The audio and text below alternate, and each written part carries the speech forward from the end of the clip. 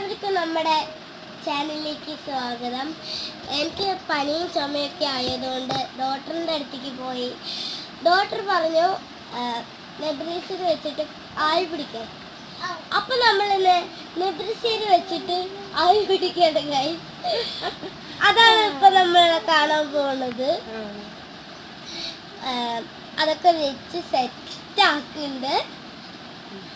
അതിൽ ബട്ടൺസ് ഒക്കെ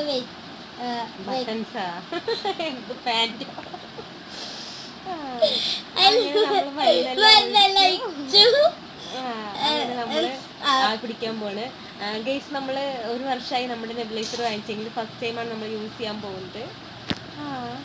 അപ്പൊ നമ്മൾ കണക്ട് ചെയ്ത് മരുന്നെല്ലാം ഒഴിച്ച് കഴിഞ്ഞ് നമ്മളിന്ന് സ്വിച്ച് ഓൺ ചെയ്യാൻ പോവാണ്. അപ്പൊ ലൈറ്റ് ചൂസ് ഇതാ മാസ്ക് ഇടുന്നു. ഓക്കെ, അപ്പൊ ഇത്രയേ ഉള്ളൂ. ടാറ്റാ.